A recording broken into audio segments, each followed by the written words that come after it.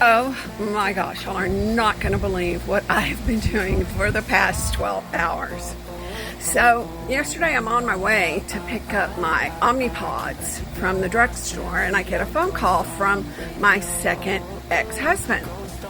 And supposedly he had been thrown out of the emergency room.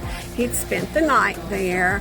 He discharged himself AMA from the nursing home he was in.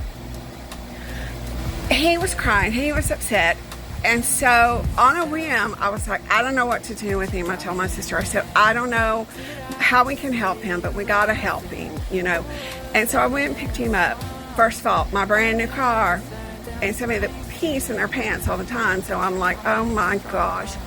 But that's not the bad part. So he said, well, just take me to the homeless shelter. I take him over to the homeless shelter in Baytown. They tell me they're no longer a shelter. They don't take people in, but they are a job center if he can work a job. I said, woman, he can't even stand on his own. So here we go, back in the car. I was driving around. I didn't know what to do with him. So I said, look, I'm going to deposit you at my house because I've got to go get my Omnipods. I don't have any, and I've got to change it tonight. So deposited him at my house. Oh my gosh, 250-pound man getting him up 4 steps to get in my house was like lifting a flat of bricks. Then we get him in, and we tell him to use our arms and stuff to stand up. He can't do that. Y'all, I just had a heart cath on Monday. I can't lift more than 2 pounds. I'll pop those dang things out. So anyway, I'm like, no. So everybody else had to do it in the house. They were not happy. First of all, everybody in my house is disabled. We all have medical conditions. So this morning, we get up, no underwear, no diaper, pissed in the chair all night long. I tell you what, guys, I am so razzled and frazzled. I've called APS, CPS, I've called counselor after counselor, caseworker after caseworker, police departments, everything. So what do we finally find? We get him out of my house because I can't care for this man. It's mean for me to keep him in my house and only be able to give him food and water. I can't pick him up for him to take care of his needs. Y'all, it was just so tragic to have to call EMS, have them come get him, take him back to the hospital to be admitted. He'll be put back out on the street in a little while, but I'm not going to go get him because I can't take care of him.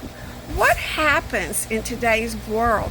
Why are we doing this to our elders? We're older.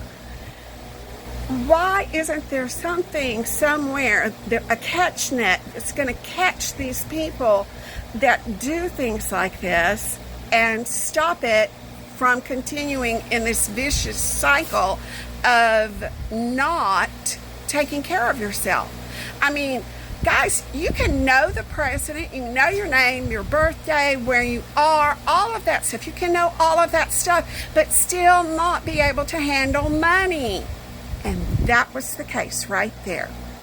Still not be able to handle money. Therefore, someone needs to be in charge of your money. But when I talked to my stepson about it, he tells me he's gone through this 7 times with his dad. It's a cycle. Go in the hospital, go out of the hospital on the street. Go in the hospital, and it's a cycle. How come in a nation that is so well nourished, so well strong, why can't we have a net to catch these people? You see them all the time.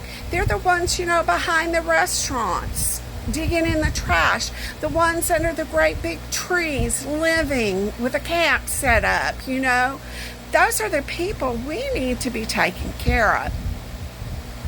But I guess that's just not important. It falls on their family. But what happens when their family is unable to take care of them because of their disabilities? Just wondering, just thinking.